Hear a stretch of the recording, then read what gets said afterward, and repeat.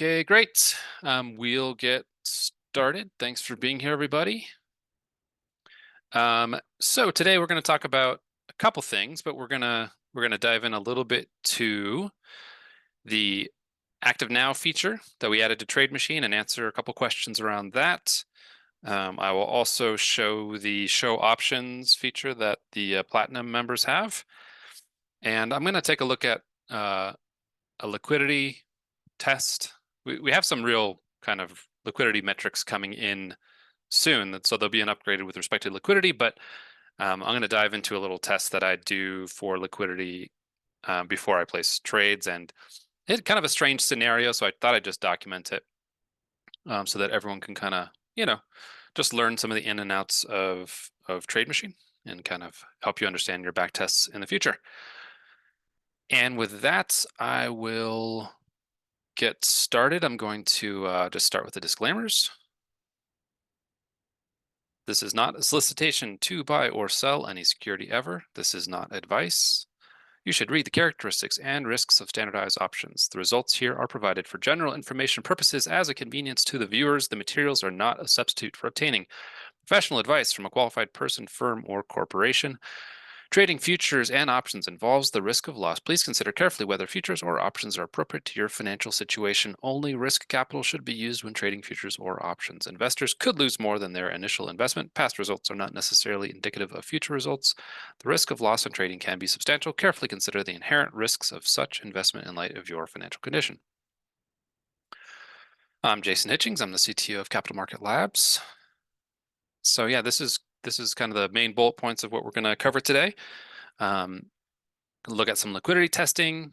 I'm going to look at something funny that happened in an example I was looking at that I hope will be informative for everybody. Look at the Active Now feature, and then look at some of the live option, show the option strikes. And then we'll just kind of do a live version of checking out the adjusted stock price and talk about some of the quirks there. Okay, so for this example, I was just, this is actually yesterday, I was looking at Backtests on the Today tab, and I saw this alert threw into it, thought it looked good, so just kind of walked through this example. This trigger did not actually hold through the entire day, so we'll look at that too. Okay, so this is the backtest tile, and this is with all the information shown with the triggered and the options, but I'll kind of walk through this piece by piece. So when I pull up a backtest tile, when I get the result, to test for liquidity, the first thing I do is I go up to the top right and I click the settings gear and I check what happens if I switch from mid-market execution to halfway to mid or to market fill. Because if my performance plummets, that's a pretty strong indication that the markets are wide, and then that could be a little hard to get into and out of, especially the more legs a position has. This bullish bursts happen to be just a single call, so you could see if you could get a good fill. But if it's a multi-leg strategy with, and then when I switch to like market fills, if it's no longer a good back test, I don't generally trade it myself. So there's a little settings gear in the top. Generally, Today tab back tests have mid-market as the execution type. That's kind of what people ask for by request, but it's not a bad idea to kind of test it. You can also just look at the option montage directly, but this is kind of a fast way to see the results over time. So I clicked the little settings gear. I went to market price, saying that, you basically the worst case scenario in terms of fills, you're going to buy at the highest price and sell at the lowest price. And something very strange happened. Instead of the returns going down, the returns went up. So why could it possibly be that if I'm getting a worse fill price, that I'm getting a higher return? So we get questions like this into support, and they're very, very good and reasonable questions. Seems like something's not working. It's kind of like, hey, what's going on? This doesn't make sense. I have a worst fill type. Why did the return go up? So let's dive in. So I'm going to actually look at the individual trades here. So I'm going to click on the actual tile and look at the trades. I'm going to look at both scenarios, the kind of mid-market fill and the market. which will give worse prices, but how could the percent return possibly go up? And I can kind of, for the more experienced TradeMachine users here, you might start to imagine how that could possibly happen, but it's not obvious, especially for newer users. So, okay, I click on the actual backtest, and when I pull it up and I click the tile and it pulls up the actual trade list, and I start looking and I say, okay, well, it opened initially March 31st, then it closed with a 40% gain, and then it reopened on the 14th of October, and then it closed on the 15th of October, also for a gain, for 40% gain. Okay, so how could it possibly be that if we switch from mid-market to market, we're getting worse fills, that we're going to be more profitable? And so you look here and you can see that the price that we open at, we're paying more to get into this position. And then when we close, we're closing for less. So that makes sense. And you can actually see it got a little cut off here, but you can see that we have a $2,900 P&L here and we have a 2,300 something here. So that makes sense so far. We're opening on the same day and we got a better price and a better price. But now's the tricky part. When we opened at 690, we have it set in this particular back test to close after we hit a 40% limit. So if the position goes up 40%, we close. And this just barely qualified. One day later, it closed and it locked in that nice gain. And that's excellent. For this back test, when we opened at 780, 970 wasn't quite enough to hit that 40% limit.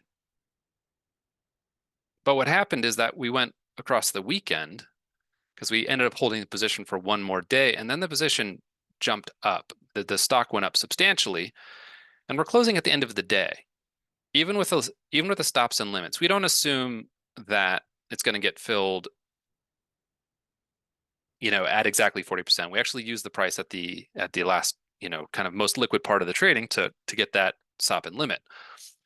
So the stop and limit we hit is at this point well above 40%.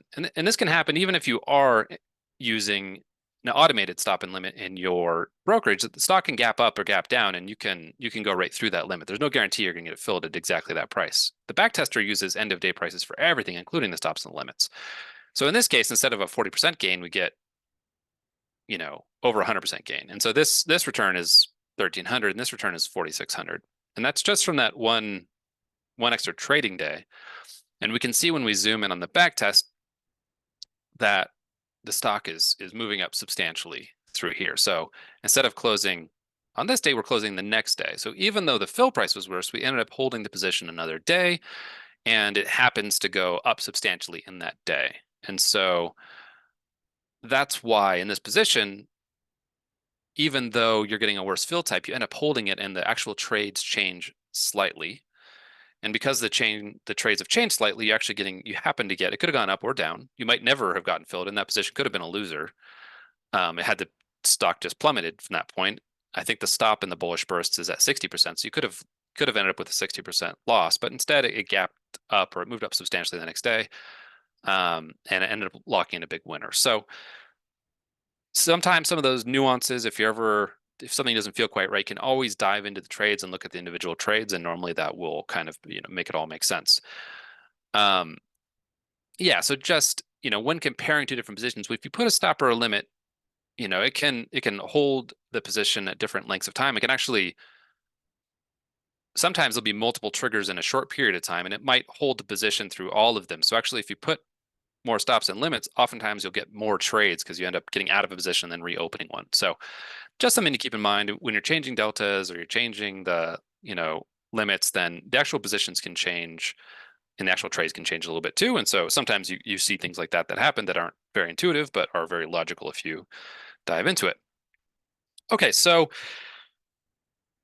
this little green symbol here says that when I loaded this back test, that this position was active. And what does that mean that it's active or that it triggered on the day that I was doing this back test? I'm in Denver, so I'm getting Mountain Daylight Time, and it's saying that, okay, when I checked it at this time, it was active. When I checked it at a different time, I just took this, image at a slightly different time. It was kind of going into and out of being active throughout. It wasn't at 11:43 and it was at 12:04. And then it ended up being inactive at the end of the day. So what this is doing is it is checking the technical conditions and it's checking their earnings conditions to see if the position is active.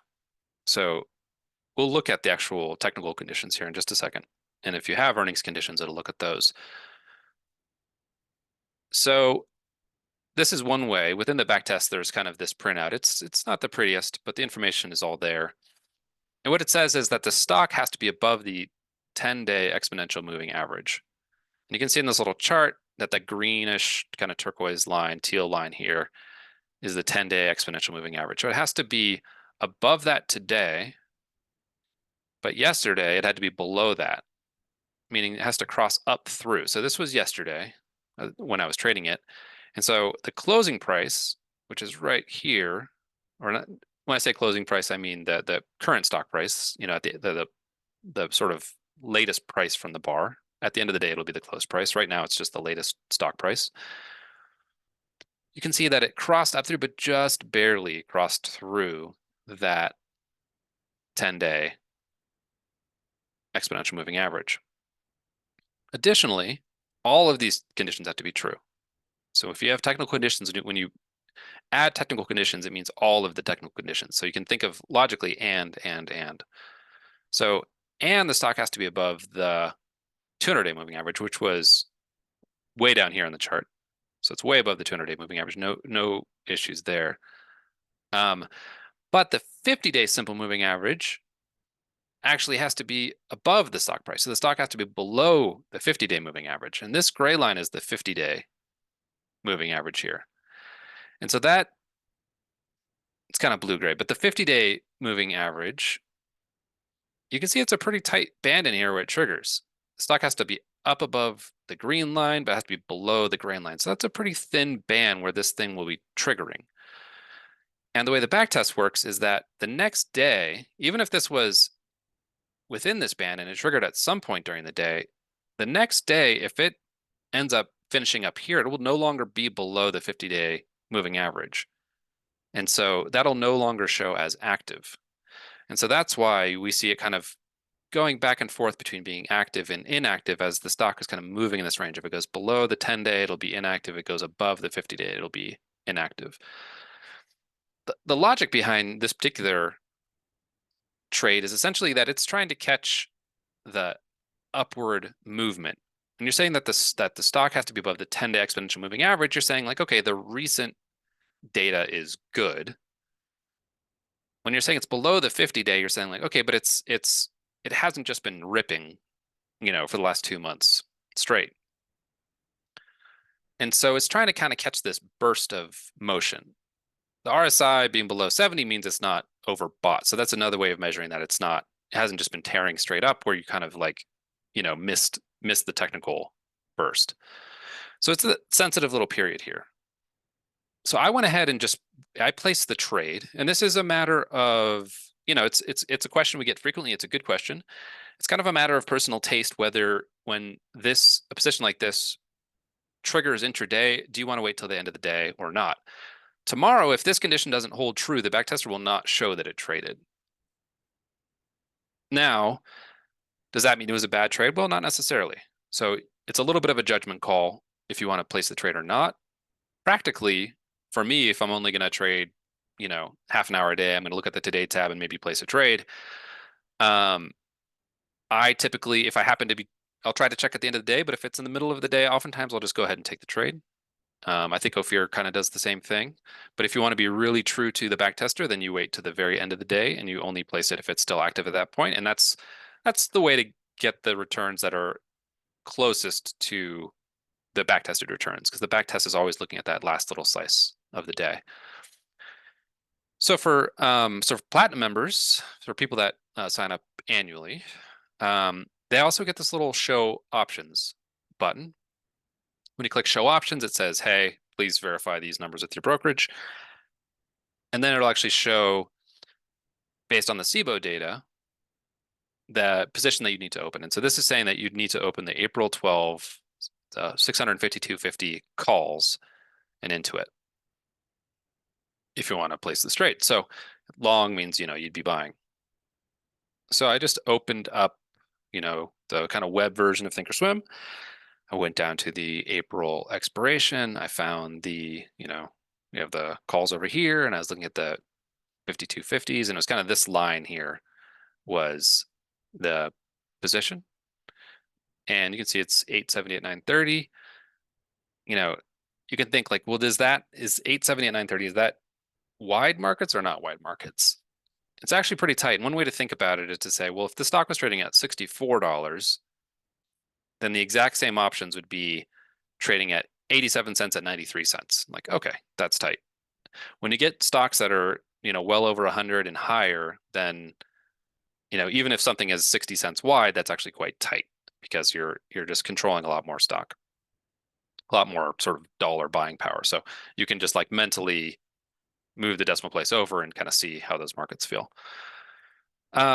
So I went ahead and placed the trade. I was kind of looking for like a mid-market fill. So I set it to 905 and ended up getting filled right away at right around $9. I think, yeah, it just shows a $9 fill. Yeah, and so that trade went through fine. A different screen here showing 899, but it's the same trade. I think it's just like a little rounding thing within Thinkorswim. Now this particular bullish, bursts trade has a 40% to limit your gain or 60% to stop your losses. And so these prices would be like around 1258 and around 360. So I went ahead and put the limit in. So I kind of, selected the position and just, said, okay, well, I want to close this thing out. You have to make sure that you're not just closing for the day. You want to close good till canceled. I put that position in. And then I actually checked today just to check on the position. I actually had, got limited out of that just overnight. So, I placed the trade in the middle of the day. It didn't end up being true throughout the entire day, but I hit my 40%, limit. So, that particular one worked for me. That's just kind of my personal trading experience is that I'm generally okay to place in the middle of the day just out of personal convenience. It will also do more complex examples. So that was just a single leg, but looking at this, UNFI, saw that triggered, and this is a diagonal. So this is showing, so it's triggered. And for people that have platinum, annual subscriptions, and anyone can change to annual anytime. You just email support.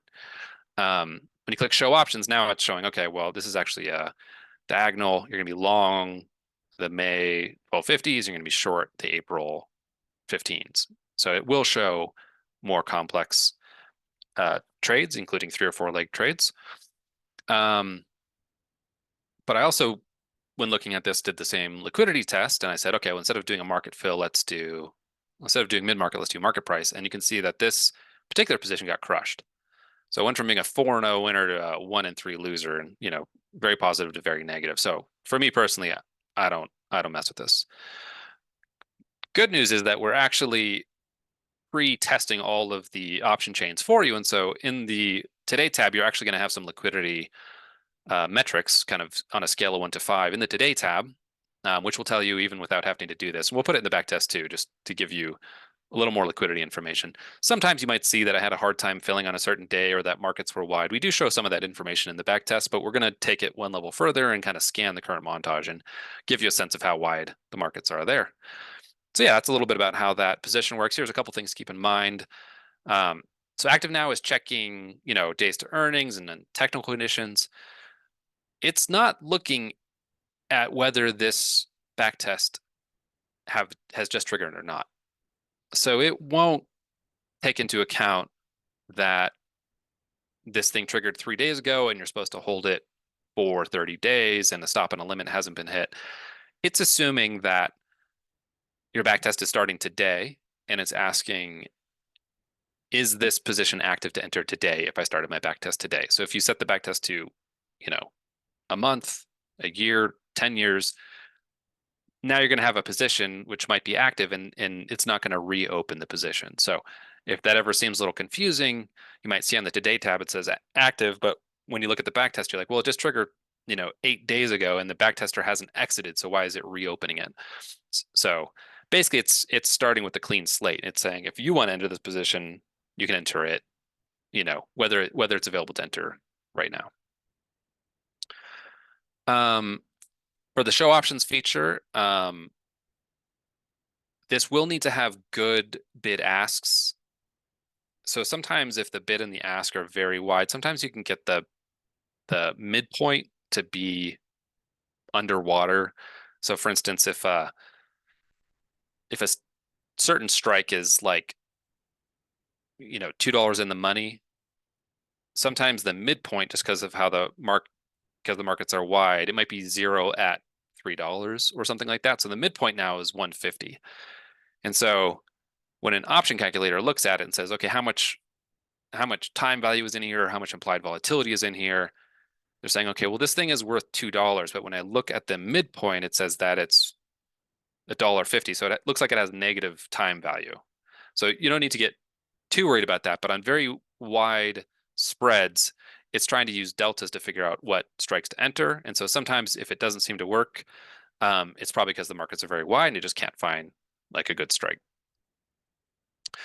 Okay, so we'll dive into Q&A in just a second.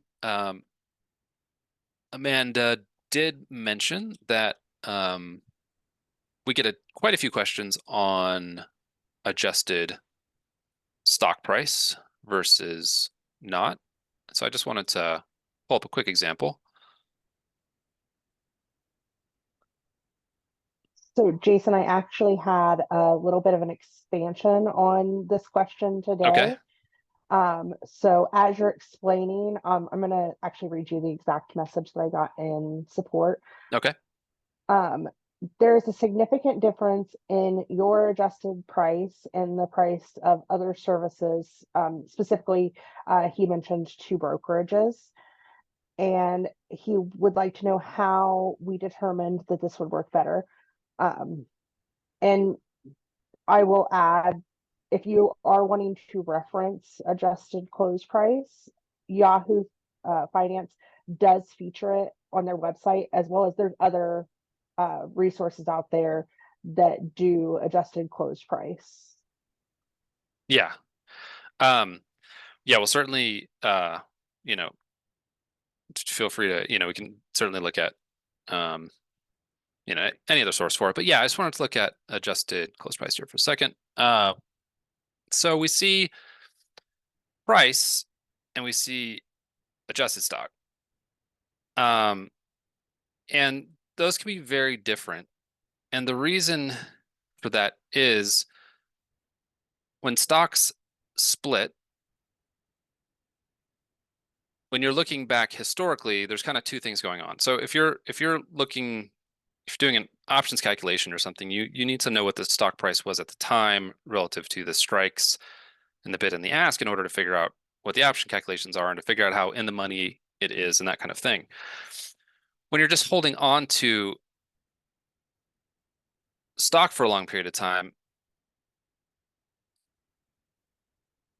when you have a stock split, so if your stock price goes from 100 to 25, you now have 4 times as many shares sitting in your account. So obviously, you don't look at that as a $75 loss.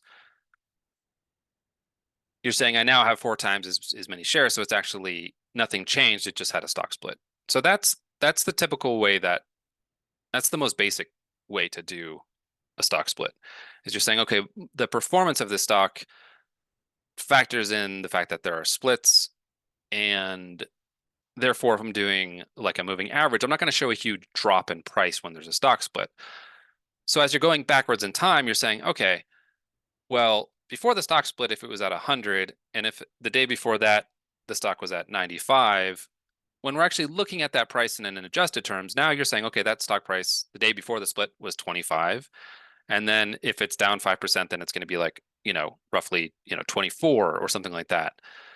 So you look at those stock prices and you factor in the fact that it had splits. Now, what a lot of places don't do that we do is that they don't factor in dividends. Logically, that's pretty odd. Um, because if you're trying to look at the performance of stock, but you're not factoring in the dividends, and they probably would if you just wanted to look at, buying a stock or stock performance over time. But let's say a stock, there are different kinds of dividends. One's like a 50-cent dividend on a $200 stock. And like you could say, okay, even if the moving average moves down slightly, if the stock was at 200 and the next day it's at 199.50, okay, the moving average goes down slightly, the RSI goes down slightly, but that doesn't matter that much. But there's lots of kinds of dividends. Occasionally they can just have large dispersions. Not all, stocks just do like a very small 2%, 1%, quarterly dividend or something, or 0.5%. And sometimes there are spin-offs or 10-year offers or, special distributions for various reasons. They like, take a company and decide to like sell it off to someone, and, everyone that, owns a piece of the company all of a sudden gets $20 in cash, you know, because they just also lost a big chunk of, value in the stock because they spun off some part of the company. So there's lots of special situations like that, or there's just places that offer once a year a $5 dividend.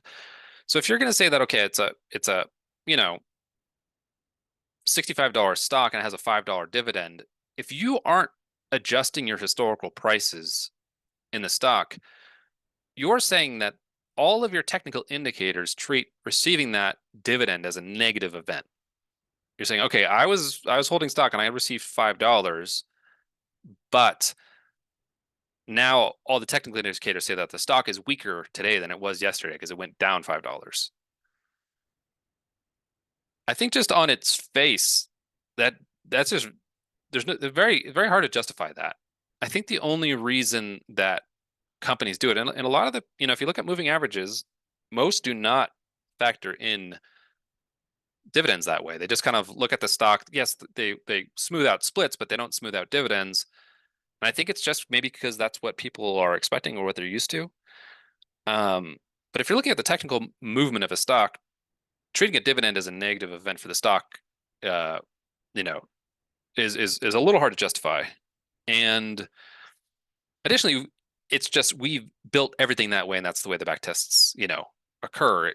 And so the system is built that way. And so all the back tests, all the machine learning, all of the algorithms are built in that way. And so all of the, when it says this thing, you know, won, 5 times and lost 1 time, it's based on models which are smoothing out those dividends and not treating them as negative events, but treating them as, you know, added value to the stock price. One further point is that options markets actually, there's something called, this is getting kind of into the technical weeds, but there's something called put call parity in the options world where it says that you can actually create stock using calls and puts. Basically, if you're long a call and, short the put, then you have the upside gain and you have the downside, loss, the downside risk. And that's, you can actually create a stock, which like quote unquote synthetic stock based off of the options markets. But if you look out at the options markets post dividend, you can actually look at the options market and you can say this is the price that the market is implying where the stock is going to be, just based off of the math. It's an area I've worked in a lot, so I won't bore you with the details. The markets, when you look at the options montages in the future, all of those strikes and calculations are factoring in the market's expectations for dividends. And so the market itself is baking in to the stock price the dividends. It's kind of forward adjusting for the dividends. So just, for consistency all across the board, we just have a lot of conviction that's definitely the right way to do it. And it's also what all of our back testing is predicated upon. So there's a little info about that. Great. So we're at about 5:30. So we got up to another 15 minutes for questions if we have some questions coming in. And we'll just if we don't have a ton of questions, then we can wrap up anytime. We do have a few. Do you want to read, or would you like me to read tonight? Yeah, I guess I'll read it. It kind of helps me process it sometimes. Um, If it's inactive, ask Carlos, is that an indicator not to follow the suggestion? Um, yeah, so we don't, I know exactly what you're saying, and I'm glad you're here. Thanks for the question. Yeah, the backtests are saying what the historical trends have been. Um, if a position is inactive when you're looking at it, if you were to trade it in that moment, then yeah, you'd be kind of going out on your own and saying, I'm going to trade this, you know, based off of my own, instincts and that kind of thing. Um, we don't exactly view these as, the today tabs as suggestions or recommendations per se, but they're historical trends. And when they're active, it's in the moment of the trend. When it's inactive, it's saying, okay, the trend's not holding in this moment. Now, the example that I showed, it was active when I traded it, and then it became inactive later. Sometimes, like in the position of Intuit, it actually became inactive because it had started moving to the upside. It started that action, which ended up being action in the right direction, had started moving in the way I wanted it to. So in that case, you would have missed some of it and be kind of chasing the opportunity when it's kind of broken out of that trend. Sometimes it's just a day late on certain trades. You can make a judgment call if you think the conditions have changed enough to,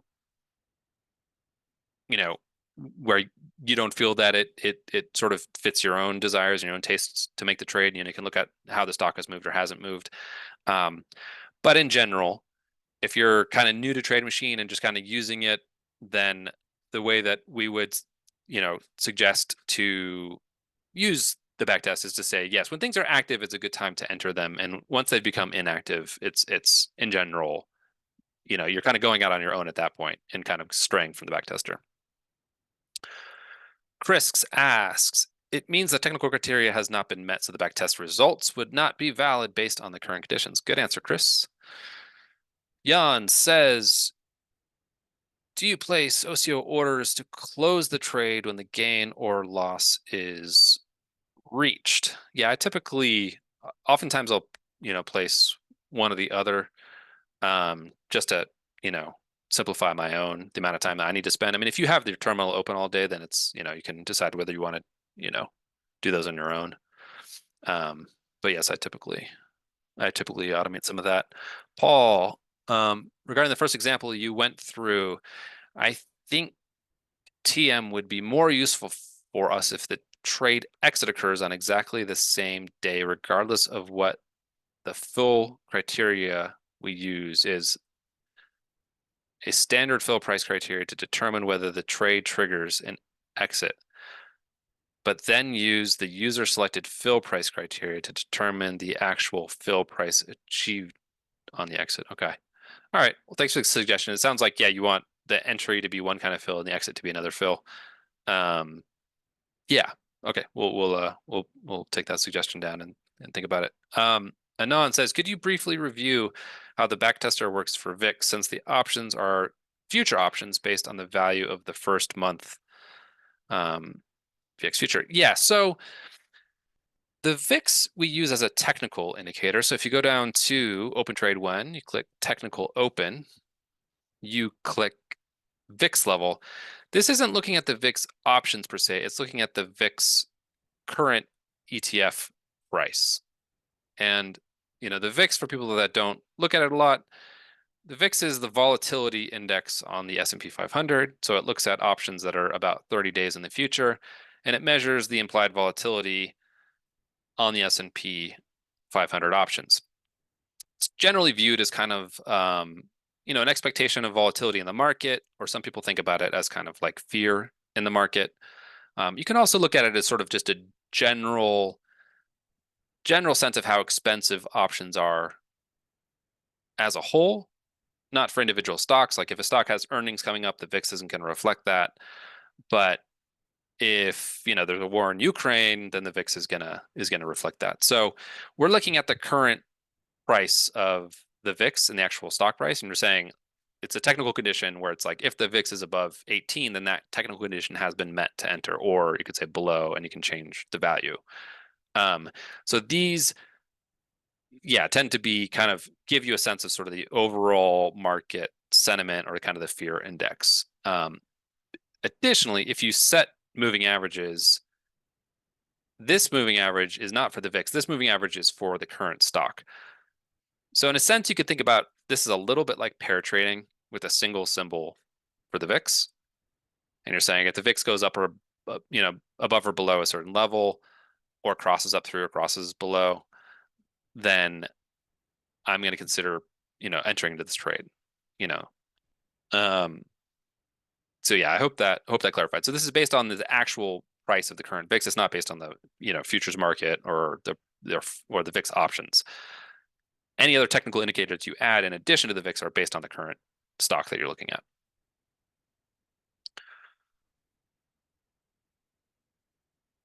Why do you take the call diagonal on the UNFI? I personally didn't, because when I changed because basically the liquidity wasn't there at UNFI. We'll see how can see how this options montage works. So if I show the options chain, we'll see what's showing right now. So this is another good way to view it. I mean, this is showing actually the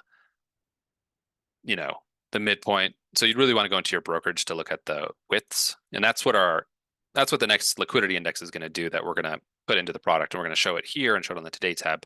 But it'll actually show you the width of these markets. But basically, when I switch the thing from mid-market to market execution, then it's basically indicating, even though these are the midpoints, it's indicating that these are very wide. And when things are very wide, then I'm not excited to trade it. You can pull up UNFI in your brokerage and look at that montage, and you'll probably see why it made such a big change. And in terms of the widths, I mean, when things are very wide, you might be able to get into it, but it'd be hard to get out of it, or you might wait a long time. It's basically like our sense of what the best way to judge the liquidity of the options are. When things are super wide, they tend to be harder to get into and out of at a good price. There are exceptions, and if you're just trading a single leg, you can certainly just try to get a good price, but you might have to watch it a little bit. But if you do get filled at a good price, then you can probably get out. Like if that thing ends up having intrinsic value, you can certainly trade it for at least the intrinsic value. Approximately when will the liquidity indicator be available in TradeMachine? Soon. We're just kind of rolling out in our test environment to start working with it. I think you should have every expectation that it will be available sometime in April. Are there ways to do backtesting on zero DTEs, either on stocks or indices?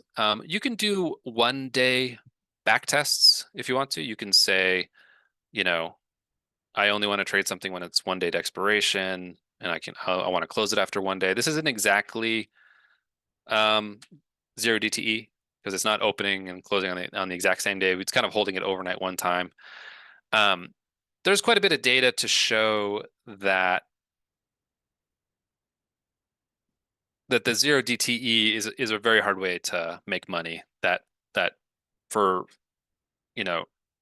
people that aren't, if you're not a high frequency shop that has lines running right into the exchange where you're measuring nanoseconds in order to trade, that zero DTE is a challenging way to beat the market.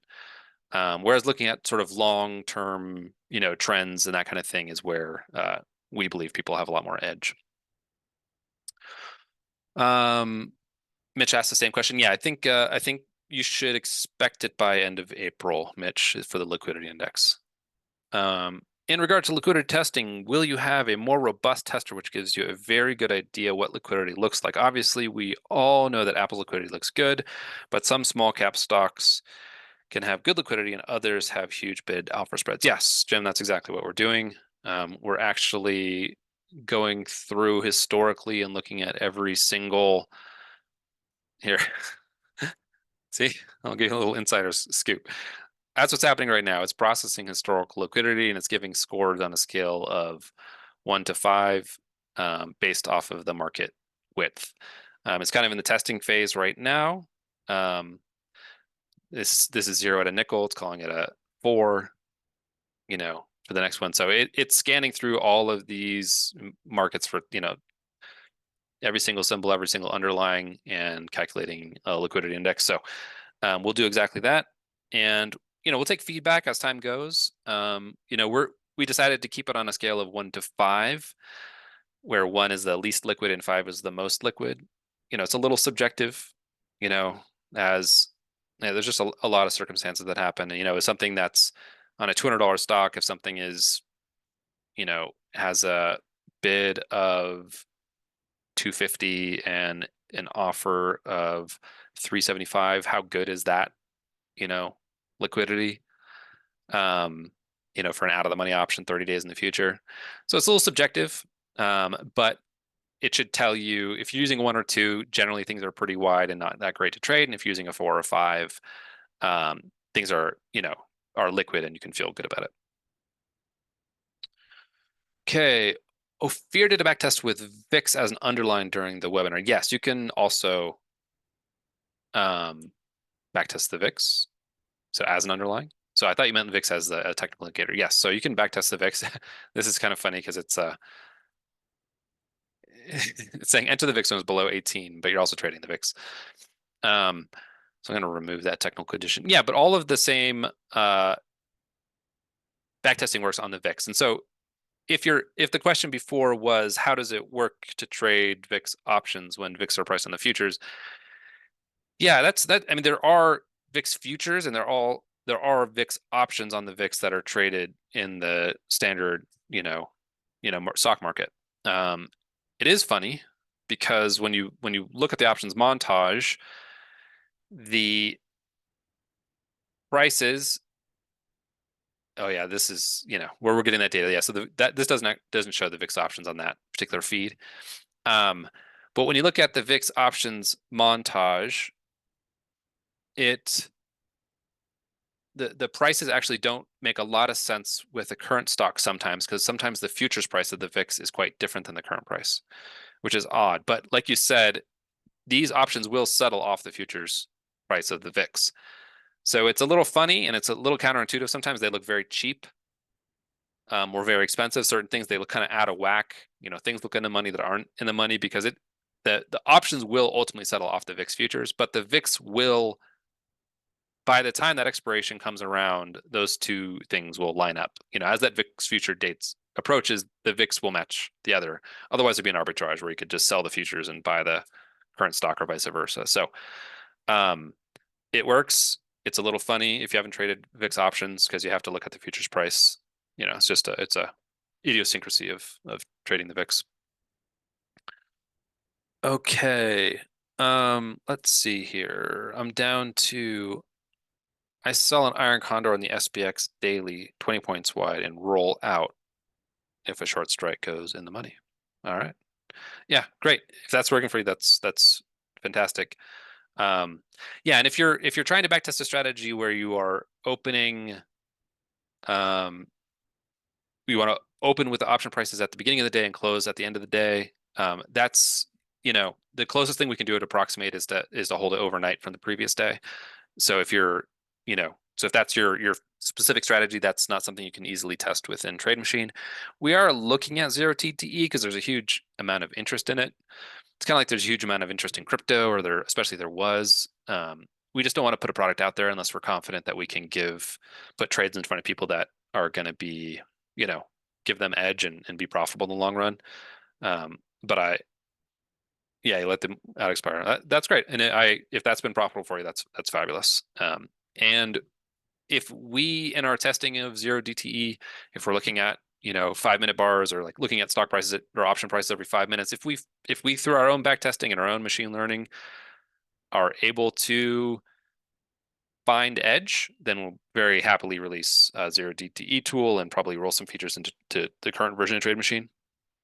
So that's kind of on the horizon, but right now TradeMachine looks at the data from end of day to end of day because that's when the options data is most liquid.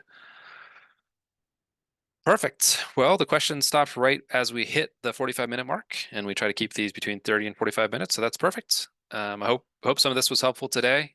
Thank you for joining us. Please hop into the community and talk to us, talk to Max. You can comment, read. There's a lot of great stuff there, and a very open community. Love to take questions and bounce around trading ideas. Also, lots of great resources on the Learn tab, so lots of videos and all that kind of thing. So yeah, appreciate everyone being here. Thanks, Jim, Carlos, Mitch, Anon, KM. Great. All right, everyone. Till next time. Much appreciated. Thanks for being part of our community.